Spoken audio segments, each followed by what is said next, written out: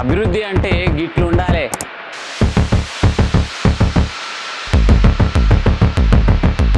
కంకరేసి 3 నెలలు అవుతుంది.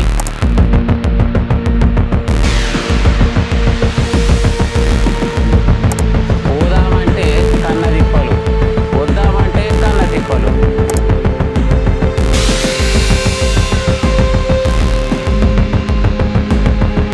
అగో మరి రేపు మాపు ఈ పదకొండ దేవాలయాన్ని ప్రారంభించుకుంటారు. మరి ఇట్లకి కంకరాళ్ళ ఎట్లా చేసుకుంటారు?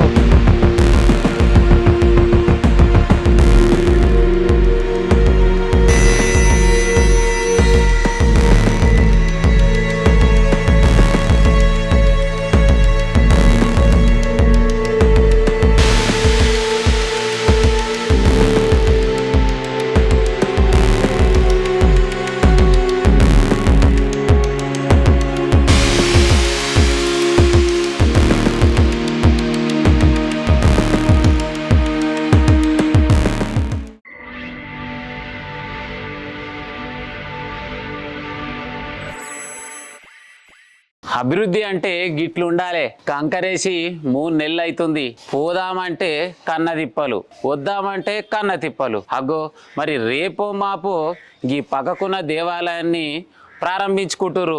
మరి గిట్లకి కంకర్రాళ్ళ ఎట్లా చేసుకుంటారు? ముచ్చట ఏందంటే ఒక్కసారికి వీడియో చూడరు, అన్న చెప్తాడిగా. అందరికీ నమస్కారం. ఈ తిరుమల నగర్ పాత 26వ డివిజన్ల గత సంవత్సరం కింద ఈ యొక్క రోడ్డు టెండర్ వేయడం జరిగింది.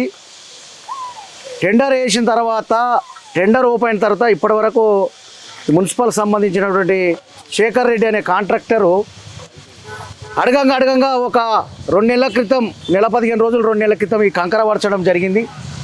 ఇక్కడ దగ్గర సుమారు 3 కోట్ల రూపాయలతోటి ఇక్కడ గుడి నిర్మాణం జరిగింది. ఆ గుడి నిర్మాణము ప్రతిష్ట కార్యక్రమం ఉంది.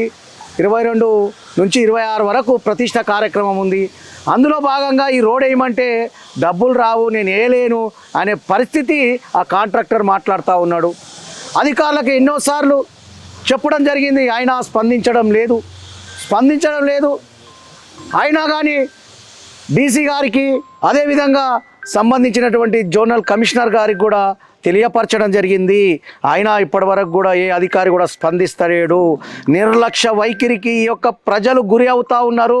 ఇలాంటి సమస్యలను ఎంతోమంది ఎక్కడెక్కడనో ఇలాంటి సమస్యలు కాకుండా డ్రైనేజ్ సమస్య అనుకో, రోడ్ల సమస్య అనుకో, ఈ యొక్క బడంపేట్ కార్పొరేషన్లో ప్రతి డివిజన్లో ప్రజలు ఇబ్బందులు పడుతూ ఉన్నారు.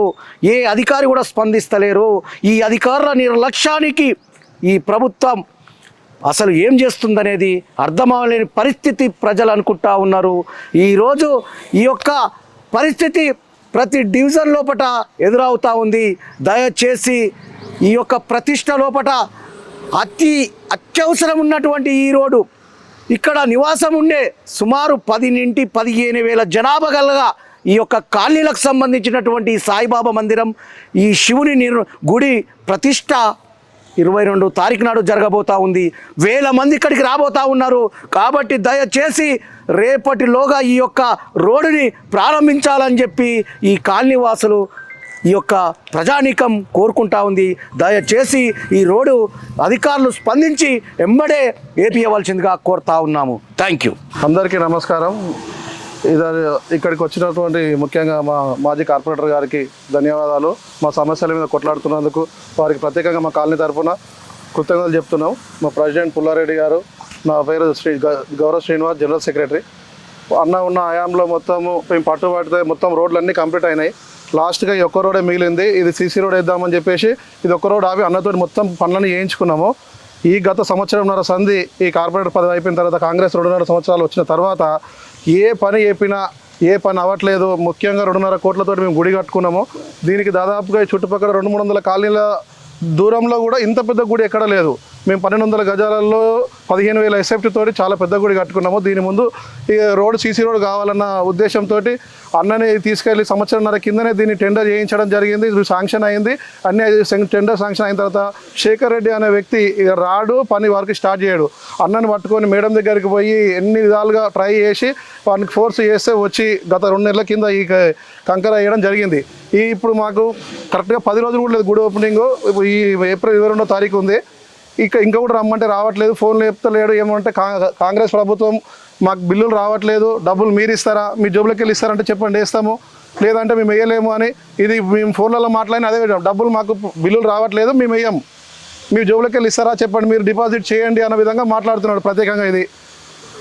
దీని ప్రత్యేకంగా మాట్లాడుతున్నాడు. దీన్ని దయచేసి అన్న బాగా చర్య తీసుకొని దీన్ని ఇంతగానో పట్టుబట్టినా కూడా ఇట్లాంటి కార్పొరేటర్లకే ఈ కాంగ్రెస్ నాయకులు పని ఇనకపోతే మాలాంటి సామాన్యుల పరిస్థితి ఏంది? మేము కూడా కాలనీలో పబ్లిక్ చెప్పుకోదగ్గ ఉంటుంది, మేము చెప్పలేకపోతున్నాము. మేము కార్పొరేటర్కి పోతే అన్న ఈ ఒక్క రోడ్డు గురించి దాదాపు ఒక 20 సార్లు రావచ్చు. 2 నెలల ఈ 2 నెలల్లో వస్తుండు.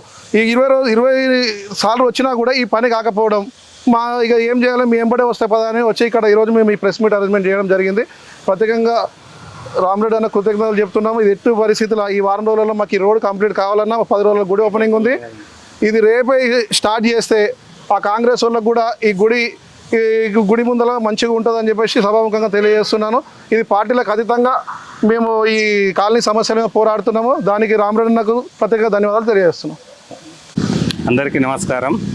తిరుపతి కాలనీ అందరికీ తెలియజేయమనగా మేము ఇప్పుడు 22వ తారీఖు నాడు గుడి ప్రతిష్ట కార్యక్రమం ఉంది కాబట్టి మాకు ఇది ప్రధానంగా ఈ రోడ్డు సమస్య చాలా ఇబ్బందికరంగా ఉంది కాబట్టి మేము ఇప్పటికీ అధికారులను చాలాసార్లు వెళ్ళి కలవడం జరిగింది.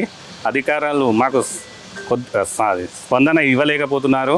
కాంట్రాక్ట్ దగ్గర కూడా వెళ్ళాము. కాంట్రాక్ట్ దగ్గర కూడా మన రామరెడ్డి అన్న కార్పొరేటర్, మాజీ కార్పొరేటర్ రామరెడ్డి అన్న కూడా తీసుకెళ్ళాము, చెప్పించాము. ఎన్నిసార్లు వెళ్ళినా ఆయన స్పందించడం లేదు. మాకు 22వ తారీఖు ప్రతిష్ట కార్యక్రమం ఉంది కాబట్టి ఇది ఖచ్చితంగా మాకు అతి తొందరగా ఈ 2-3 రోజుల్లో ఈ రోడ్ వేస్తే చాలా బాగుంటుంది.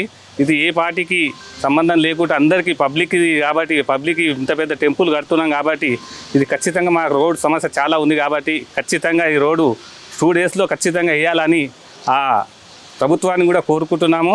అందులో ఖచ్చితంగా మా రామరెడ్డి అన్నకు కూడా ప్రత్యేక ధన్యవాదాలు. ఈ రోడ్డుకు ఎన్నోసార్లు ఇబ్బంది పడి ఇప్పటికీ చాలాసార్లు మాకు అది చేసినందుకు చాలా ధన్యవాదాలు. ఆయన కూడా ఖచ్చితంగా ఈ 2 డేస్లో ఈ రోడ్డు వేస్తే మాకు 26వ తారీఖు నాడు ఖచ్చితంగా ప్రతిష్ట కార్యక్రమం ఉంది కాబట్టి ఈ రోడ్డు ఖచ్చితంగా వేయాలని అందరి తరఫున ఆ ప్రభుత్వాన్ని కూడా కోరుకుంటున్నాను. ఈ అవకాశం ఇచ్చినందుకు థ్యాంక్స్. చూసిరు కదా మరి ముచ్చట. తెలంగాణ వచ్చినాక గతంలో బీఆర్ఎస్ ప్రభుత్వం ఉన్నప్పుడే గంతో గింతో అభివృద్ధి జోరు ఉండేది. ఇప్పుడు కాంగ్రెస్ ప్రభుత్వం వచ్చినాక పేరుకే కాంగ్రెస్ ప్రభుత్వం ప్రజాపాలన అంటారు కానీ ఏడేసిన గొంగడుగా అన్నే ఉంది. అయ్యా ఓ తెలంగాణ రాష్ట్ర సీఎం సారు, మరి నువ్వు గల్లీ గల్లీకి రావు, ప్రతిదీ చూడవు. మరి మీ దగ్గర ఉన్నటువంటి అధికారుల కన్నా ఒకసారి చెప్పి గిల గోస తీరేటట్టు చూడు. ఎందుకంటే దేవుని గుడి కదా.